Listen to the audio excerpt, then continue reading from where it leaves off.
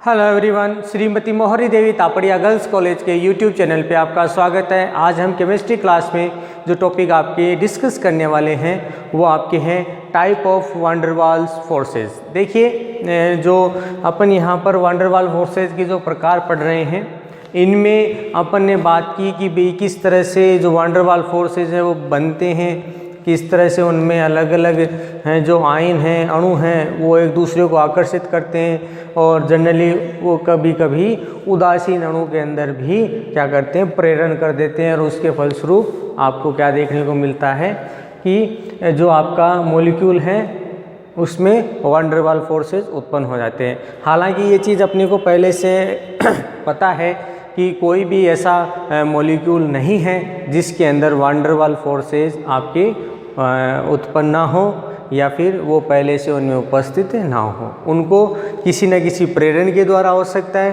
किसी के आकर्षण से हो सकता है और किसी के आपके आयन के आवेश की वजह से भी क्या हो जाता है, द्विध्रुव की स्थिति बन जाती है। तो यहाँ पर देखिए, अपन बात करें तो चार तरह के जो वान डेर वाल्स फोर्सेज है उसकी अपन यहाँ पर डिस्कस कर सकते हैं। फर्स्ट, डाइपोल अट्रैक्शन, क्योंकि द्विध्रुव है वो एक दूसरे के नज़दीक आएंगे और उसकी वजह से उनमें क्या हो जाए, आपका आकर्षण हो जाए। इसके अलावा दूसरा बात करें तो आयन डाइपोल अट्रैक्शन की भी कोई आयन है वो क्या करें, एक दूसरे के संपर्क में आए, एक दूसरे के नज़दीक आए, तो आयन के जो आयन हैं उसके द्वारा या फिर इस डाइपोल है, इन दोनों में अट्रैक्शन के द्वारा क्या किया जाता हो, आपका फोर्स उत्पन्न किया जाता हो। थर्ड बात करते हैं इंड्यूस्ड डाइपोल इंट्रैक्शन। देखिए यहाँ पर क्या बताया कि जनरली यहाँ पर जो डाइपोल मूवमेंट है वो यहाँ पर एक सीधे तौर पर आपको क्या है, उत्पन्न होता नहीं देखने को मिलता। क्यों?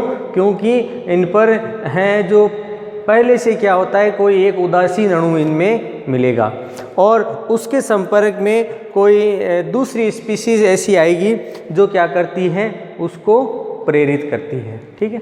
फोर्थ बात करते हैं आयन इंड्यूस्ड डाइपोल अट्रैक्शन और डाइपोल इंड्यूस्ड डाइपोल अट्रैक्शन। तो यहाँ पर देखिए फोर्थ टाइप है, उसमें इन दोनों से ही रिलेटेड लिया है लेकिन थोड़ा अलग है। आयन इंड्यूस्ड डाइपोल मूवमेंट कि भाई किसी आयन के द्वारा किसी अणु के अंदर क्या किया गया हो, द्विध्रुव उत्पन्न किया गया हो और उनमें एक दूसरे से आकर्षित करेंगे, या फिर कोई द्विध्रुव है वो किसी उदासीन अणु के अंदर क्या बना देता है, द्विध्रुव की स्थिति बना देता है। तो आज अपन यहाँ पर इसका जो थर्ड टाइप है वो यहाँ पर डिस्कस करने वाले हैं। थर्ड टाइप के अंदर अपन सबसे पहले बात करें तो अपन यहाँ पर देख रहे हैं इंड्यूस्ड डाइपोल अट्रैक्शन। यहाँ पर देखिए इंट्रैक्शन और अट्रैक्शन दोनों में ये आकर्षित है, इसमें दोनों एक दूसरे के नज़दीक आएंगे और फिर उसके द्वारा ही क्या किया जाएगा, जो आपका द्विध्रुव है वो बनाया जाएगा। तो यहाँ पर क्या बताया गया है कि किसी भी उदासीन अध्रुवीय अणु को उनमें आकर्षण है या नहीं है, उसको समझाने के लिए एक वैज्ञानिक थे आपके फ्रिट्ज लंदन। ठीक है। इन्होंने क्या किया, इन्होंने इसको समझाने के लिए जो आपकी क्वांटम मैकेनिक्स है इसका यूज, क्वांटम यांत्रिकी का है उसका इसमें उपयोग किया और उन्होंने ये बताया कि जो इलेक्ट्रॉन है वो जनरली क्या होता है, आपका गतिमान है या कह दें मूवेबल कह दें या फिर उसको अपन मोशन से युक्त कह दें कि भी उसमें क्या हो रही है, लगातार गति हो रही है। तो उसकी वजह से क्या है कि जो उत्कृष्ट गैसों के परमाणु हैं उनमें भी क्या है कि नाभिक और इलेक्ट्रॉन के मध्य क्या होती हैं, आपके इसमें कंपन होते हैं और उस कंपन की वजह से क्या बताया गया है कि आपका जो मॉलिक्यूल है उसमें डाइपोल आपका उत्पन्न होता है, द्विध्रुव उत्पन्न हो जाता है। किसकी वजह से कि यहाँ पर चाहे उत्कृष्ट गैस ही क्यों ना हो, अपन ने देखो जब इंट्रोडक्शन पढ़ा था आपका डाइपोल मोमेंट, तो वहाँ पर भी मैंने एक चीज़ एक्सप्लेन की थी कि उत्कृष्ट गैसों के अंदर भी क्या पाया जाता है, आपका वैन वाल फोर्सेस पाया जाता है। अब उसका यहाँ पर अपन एक्सप्लेनेशन करें कि इलेक्ट्रॉन है वो सब में क्या होता है, गतिमान होता है।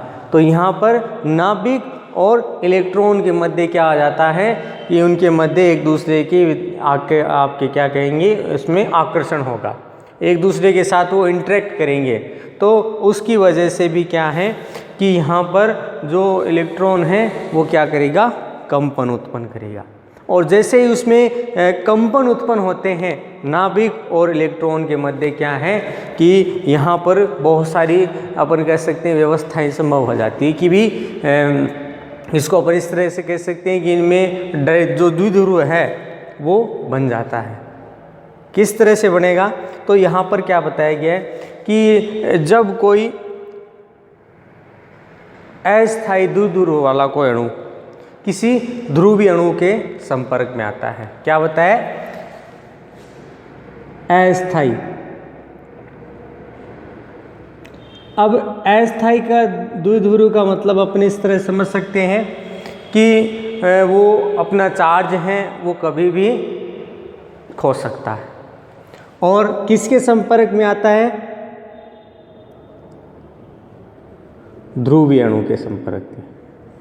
आपका जो डाइपोल आपका मॉलिक्यूल है उसके संपर्क में आता है। जैसे ही उसके संपर्क में आता है आपका जो अस्थायी द्विध्रुव है उस पर क्या हो जाता है, कुछ ना कुछ इसके द्वारा आवेश दिया जाता है या इसको क्या किया जाता है, अपनी ओर आकर्षित किया जाता है, जिससे जो आपका अस्थायी द्विध्रुव है उस पर क्या हो जाता है, इन दोनों के मध्य आकर्षण के फलस्वरूप अस्थायी ध्रुव भी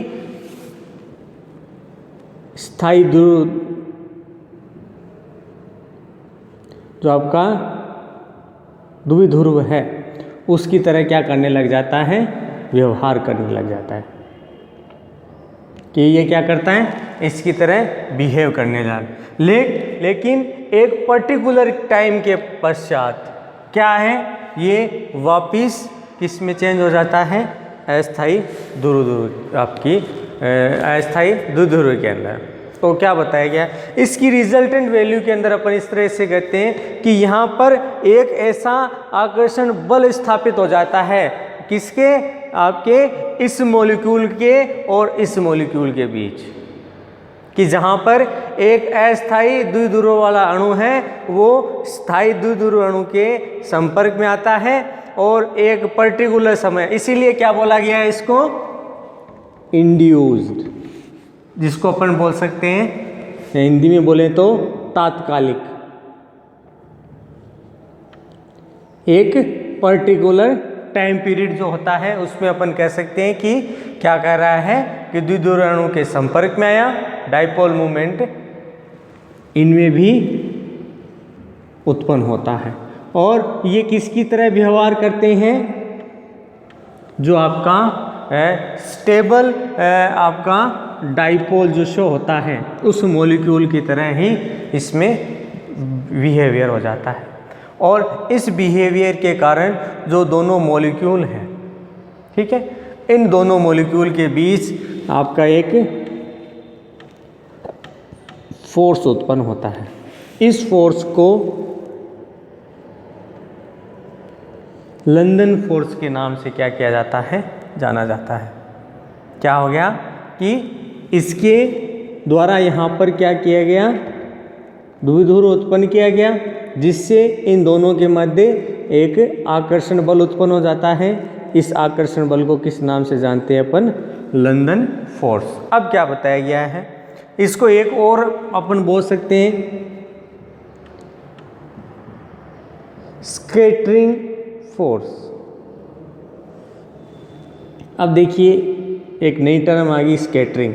स्कैटरिंग का अपन जनरली मीन समझें तो यहाँ पर मतलब होता है प्रकीर्णन। प्रकीर्णन का मतलब अपन इस तरह से समझ सकते हैं, जैसे अपन ने किसी प्रिज्म से क्या निकाला है, जो श्वेत प्रकाश है वो निकाला और वो क्या होता है, अपनी अलग अलग वेव्स के अनुसार क्या हो जाता है, आपके अलग अलग रंगों में विभाजित हो जाए। तो वही चीज़ यहाँ पर हुई है। ठीक है, तो ये क्या है, स्कैटरिंग फोर्स के नाम से भी जाना जाता है। अब इसको क्या किया गया है, एक समीकरण के द्वारा लिखा गया है। इसको भी क्या किया है, EL इक्वल, अब देखिए यहाँ पर जो अपन सभी के लिए एक एक समीकरण लिख रहे हैं, तो यहाँ पर इन सब के लिए क्या किया गया है, अलग अलग वैल्यूज़ हैं वो लिखी गई है। ये और अपॉन 4r²। जहाँ तक अपन बहुत सारी चीज़ें जानते हैं, ये आपकी एनर्जी वैल्यू है इसके लिए, कि जो लंदन बल है उसका बल मतलब यहाँ पर कितना लगाया गया है। दूसरी बात करें, यहाँ पर I वो क्या है, इसमें इसकी आयनन ऊर्जा, क्या आयनन ऊर्जा है वो इसमें कितनी मात्रा में है। यहाँ पर अल्फा, यहाँ पर हो जाएगी इसकी एटॉमिक एनर्जी, कि परमाणु के द्वारा कितने परमाणु ऊर्जा है वो खर्च की गई। और आप इसकी बात करें तो यह क्या है, इस मॉलिक्यूल और इस मॉलिक्यूल के बीच की डिस्टेंस, r क्या है, मध्य की दूरी। तो इससे अपन बोल सकते हैं इंट्रामोलिकुलर डिस्टेंस। क्या है, इंट्रामोलिकुलर डिस्टेंस है क्या आपके r। तो देखिए यहाँ पर जो फ्रिटेज नाम के साइंटिस्ट हैं, उन्होंने क्वांटम यांत्रिकी का यूज़ किया और यूज़ करके उसने ये एक्सप्लेन किया कि जनरली जो कोई भी एटम है उसके अंदर इलेक्ट्रॉन है वो कभी भी एक जगह फिक्स नहीं होता, उसमें अलग अलग मोशन होते रहते हैं। इस मोशन की वजह से जो क्या बताया गया है कि जो आपकी इनर्ट गैसेज हैं, उत्कृष्ट गैसें हैं, उनमें भी नाभिक और इलेक्ट्रॉन के मध्य क्या पाया जाता है, आकर्षण पाया जाता है। और ये एक दूसरे को इस प्रकार आकर्षित करते हैं कि इनके द्वारा जो आपके अध्रुवीय मॉलिक्यूल हैं, जैसे अपन ने अभी किसके लिए कहा, उत्कृष्ट गैसों के लिए, तो उनमें भी क्या है, आकर्षण उत्पन्न हो जाता है। और यहाँ पर क्या बताया गया कि जब वो किसके संपर्क में आएंगे, डाइपोल मोमेंट वाले मॉलिक्यूल के लिए, तो इसके संपर्क में आए तो यहाँ पर भी इसमें क्या हो जाता है, डाइपोल शो होने लग जाता है। जनरली यहाँ पर अनस्टेबल डाइपोल मूवमेंट होता है और उसकी वजह जो इसके संपर्क में आएगा तो इसकी वजह से जो स्टेबल द्विध्रुव है वो इसमें बनना स्टार्ट हो जाता है। और जनरली इन दोनों मॉलिक्यूल के बीच क्या होगी, इंटरेक्शन होगी, तो उसको अपन किस नाम से जानते हैं, लंदन फोर्स के नाम से या स्कैटरिंग फोर्स के नाम से भी इसको लिखा जाता है। जनरली इसको EL equal -3I alpha square 4r² इसके द्वारा एक्सप्लेन किया। अब देखिए इससे रिलेटेड अपन कहें कि भाई ये पोजीशन कैसी आई, ये कैसे, इसके रिलेटेड वो जनरली कहीं पे ज़्यादा कुछ दे नहीं रखा, ठीक है ना। तो अपन जनरली यहाँ पर इसकी ये जो वैल्यू है इसी को याद करना है कि भाई यहाँ पर इस तरह से ये उपस्थित हो सकती है। अब देखिए यहाँ पर क्या बताया गया है कि अभी अपन ने कहा कि जनरली यहाँ पर कौन से फोर्सेस काम कर रहे हैं, लंदन फोर्स है वो यहाँ पर काम कर रहा है। तो ये जो लंदन फोर्स है जनरली कुछ बातों पर डिपेंड करता है। जैसे मैं कहूँ कि जो लंदन फोर्स है वो एक तो डिपेंड करता है एटॉमिक साइज पे कि आकार किस तरह से है। दूसरी बात करें कि यहाँ पर इसके द्वारा जो डाइपोल मूवमेंट है उसकी वैल्यू क्या है, उसका नंबर क्या है। और थर्ड यहाँ पर बात करें प्रेजेंस ऑफ इलेक्ट्रॉन नंबर, कि यहाँ पर जो इलेक्ट्रॉन की संख्या है वो कितनी है उसके आधार पर क्या किया जाता है, लंदन फोर्स है वो डिपेंड करता है कि वो ज़्यादा होगा, कम होगा या फिर आपका होगा ही नहीं। जनरली आपका फोर्सेस के अंदर देखने को मिलता है, लेकिन कभी भी ऐसा नहीं हुआ कि ये फोर्सेस कहीं पे नहीं काम कर रहा। अब इसके बाद देखिए बात करें कि अभी अपन ने कहा किस पर डिपेंड करता है, एटॉमिक साइज पे, डाइपोल मोमेंट पे, प्रेजेंस ऑफ इलेक्ट्रॉन नंबर। तो यहाँ पर क्या बताया गया है कि जैसे जैसे इनका आपका एटॉमिक साइज बढ़ता है, ठीक है, एटॉमिक साइज बढ़ने के कारण इनके अंदर इनका जो अपन बात कहें बॉइलिंग पॉइंट का,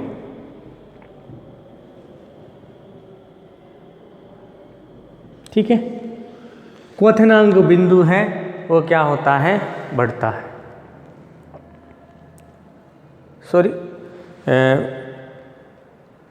जो आकार लगातार बढ़ रहा है तो क्या है, लंदन फोर्स बढ़ रहा है, लगातार इसमें क्या बढ़ेगा, लंदन फोर्स बढ़ेगा, जिसके कारण अपन यहाँ कह सकते हैं कि इनके द्वारा जो आकार में वृद्धि हुई है या आकार में जो बढ़ रहा है उसके कारण क्या है कि यहाँ पर जो इसका आपका बॉइलिंग पॉइंट है वो क्या होगा, जनरली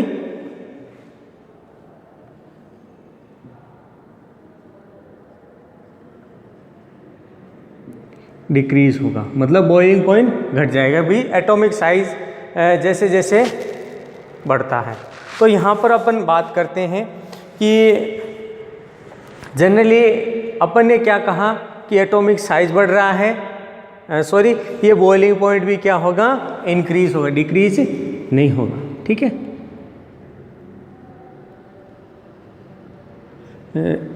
डिक्रीज होगा, ठीक है। अब देखिए यहाँ पर अपन इसको एक्सप्लेन करते हैं किस तरह से डिक्रीज होगा। अब देखिए इसको अपन ज़्यादा एक्सप्लेन किस तरह से करेंगे कि एक तो आपका एटम है हाइड्रोजन और एक एटम आपका हीलियम, ठीक है, हाइड्रोजन के बाद आता है हीलियम। तो क्या बताया गया है कि जो हीलियम एटम है, इस हीलियम एटम का जो साइज है वो क्या होगा,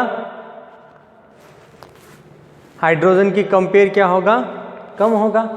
तो क्या बताया गया है, जो हाइड्रोजन का क्वथनांक है वो क्या हो जाएगा, इससे ज़्यादा हो जाए। तो यहाँ पर क्या देखा गया कि जो है जैसे जैसे एटॉमिक साइज बढ़ता है, ठीक है, साइज बढ़ना है तो यहाँ पर बॉइलिंग पॉइंट ये क्या होगा, कम होगा, और कम हो रहा है, ठीक है। तो यहाँ पर आपके जैसे जैसे इसमें साइज के अंदर जो अंतर आता है इसमें लंदन फोर्स भी उसमें ज़्यादा देखने को मिलेगा। अब इसको अपन यहाँ पर बात करें तो डिपेंडेंस देख ली किस तरह से उत्पन्न होता है वो देख लिया, लंदन फोर्स है वो स्कैटरिंग फोर्स किस तरह से काम करता है उसके लिए एक समीकरण देख लिया।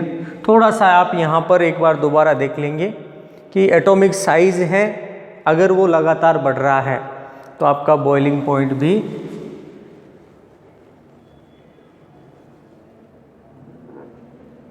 डिक्रीज है, ठीक है।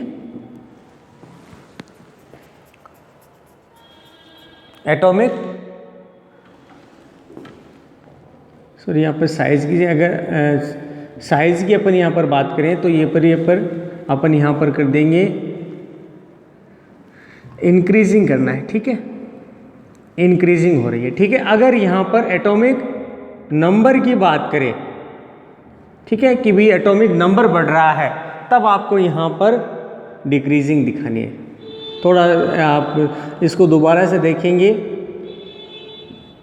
कि अगर क्या हो रहा हो, एटॉमिक साइज बढ़ रहा हो तब तो बॉइलिंग पॉइंट भी बढ़ेगा, अगर एटॉमिक नंबर बढ़ रहा है तब आपका डिक्रीजिंग होगा, तब ये इंक्रीजिंग नहीं देखने को मिलता। तो यहाँ पर अपन ये भी कह सकते हैं कि जैसे जैसे एटॉमिक साइज बढ़ता है आपका लंदन फोर्स है वो भी बढ़ेगा। तो यहाँ पर अपन मैं इसको एक्सप्लेन करने के लिए कुछ कंपेरेटिविटी लिख देता हूँ यहाँ पर, ताकि आप इसको अच्छे से समझ जाएंगे।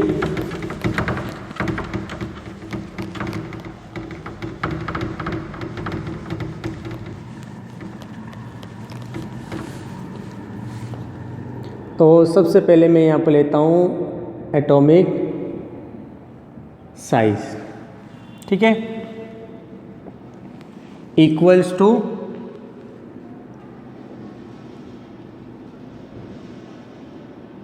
बॉइलिंग पॉइंट, ठीक है।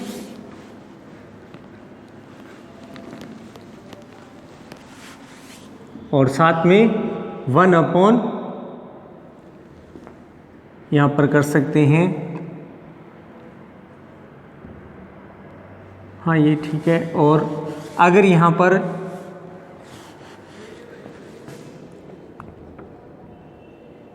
एटॉमिक नंबर की बात हो रही है तो इसको अपन क्या कर देंगे, 1/, बॉइलिंग पॉइंट। तो इस तरह से क्या है कि इनमें कंपैरेटिविटी चलती रहेगी। और साथ में ये भी है, यहाँ पर लंदन फोर्सेस है, वो भी क्या होगा, कंपैरेटिवली इंक्रीज होगा। तो डियर स्टूडेंट, ये था इसका third induced dipole dipole interaction. तो इसमें किस तरह से ये उत्पन्न हो रहा है और कैसे इसमें ये देखने को मिलेगा, उसके बारे में अपन यहाँ पर डिस्कस किए। फोर्थ अपन बात करें, यहाँ पर आपका जो टाइप है इसमें वो है ion induced dipole dipole attraction और डाइपोल इंड्यूस्ड डाइपोल अट्रैक्शन। तो यहाँ पर देखिए, यहाँ पर जो चीज़ आपको मैक्स जनरली देखने को मिलेगी कि या तो कोई आयन क्या कर रहा है, किसी अध्रुवीय कह दे या जिसका कोई अपने अस्थायी द्विध्रुव हो उसके लिए बात कर दें, तो उस पर जो है वो क्या कर देता है आकर, या तो ये आयन करे या फिर ये डाइपोल कोई मॉलिक्यूल आकर उस पर इंटरेक्शन करे या उसके संपर्क में आए। तो उसके द्वारा भी क्या किया जाता है कि इनके द्वारा इन पर प्रेरित द्विध्रुव लगा दिया जाता है कि इसकी प्रेरणा से इसमें क्या आ गया, द्विध्रुव आ गया। जैसे मैं यहाँ पर लिखूं कि ये क्या है, अनस्टेबल डाइपोल है और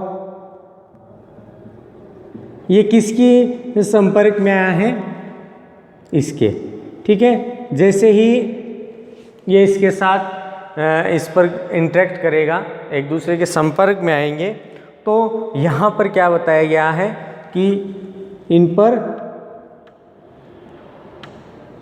कोई प्रेरित बाह्य बल, यानी इसके द्वारा, तो यहाँ पर कह देंगे कि कोई प्रेरित बल क्या करता है, इनको उत्पन्न हो जाता है और ये किस में कन्वर्ट होने लग जाते हैं, द्विध्रुव वाले अणुओं में, या फिर स्टेबल जो डाइपोल रखते हैं उनके अंदर चेंज हो जाते हैं। और ये जो है एक दूसरे को क्या करते हैं, आकर्षित करते हैं।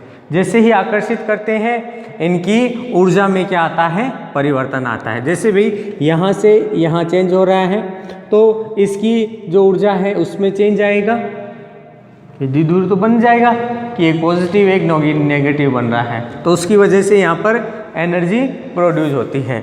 जो एनर्जी में परिवर्तन आता है, जनरली एक ऐसी एनर्जी कहलाती है, प्रेरण ऊर्जा कहलाएगी, जिसको अपन इंड्यूस्ड फोर्सेस बोल सकते हैं। कैसे हैं ये इंड्यूस्ड फोर्सेस, कि यहाँ पर किसी के द्वारा यहाँ पर क्या की गई है, ऊर्जा की गई है। और जनरली इस ऊर्जा को ईडी के रूप में लिखा जाता है। अब यहाँ पर ये जो ऊर्जा है इसको अपन किस तरह से लिख सकते हैं, तो यहाँ पर एक तो जो वैल्यू है वो यहाँ पर माइनस में ही लेके चल रहे हैं, ठीक है। Z alpha square mu, mu square upon, अब इसके अलावा देखो यहाँ पर काम क्या हो रहा है, क्योंकि दो मॉलिक्यूल ले रहे हैं, एक तो ये और एक ये, तो यहाँ पर R स्क्वायर लगाएंगे। और r का अपने को पता है कि दो मॉलिक्यूल के बीच की डिस्टेंस। z की बात करें तो यहाँ पर देखिए अगर इस द्विध्रुव है, अगर आयन के द्वारा उत्पन्न किया जा रहा हो तब अपन इसको लिखेंगे, तो ये आयनिक आवेश कह देंगे इसको। अगर यहाँ पर इसके द्वारा हो रहा है तब इसको अपन क्या कह देंगे, डाइपोल चार्ज बोल देंगे। ये आपका आयनिक चार्ज है Z, या फिर अपन इसको डाइपोल चार्ज बोल सकते हैं। साथ में बात करें अल्फा, तो ये क्या है कि दोनों ही मॉलिक्यूल के बीच जो पोलरिटी आती है, ध्रुवता आती है, उस ध्रुवता को एक्सप्लेन करता है कि भाई ये इतनी ध्रुवता इनके बीच में उत्पन्न की गई। और म्यू आपको पता ही है ये क्या है, दोनों अणुओं के द्वारा जो द्विध्रुव आघूर्ण उत्पन्न किया गया है वो किस वैल्यू कहलाती है। तो डियर स्टूडेंट, ये था आपके van der Waals type of van der Waals forces, जिसमें अपन ने 4 तरह के टाइप देखे, dipole dipole interaction, ion dipole interaction और इंड्यूस्ड डाइपोल डाइपोल इंटरेक्शन, और फोर्थ यहाँ पर आयन इंड्यूस्ड डाइपोल इंटरेक्शन या फिर dipole dipole induced dipole attraction. तो ये आपके 4 तरह के जो फोर्सेज हैं वो यहाँ अपन ने जो वंडरवाल फोर्सेज से रिलेटेड हैं वो देखे हैं। आई होप यू आपको वीडियो पसंद आएगा। वीडियो को लाइक करें, शेयर करें और इससे रिलेटेड जो नोट्स सब बनाते रहें। और इस वीडियो को देखने के लिए धन्यवाद।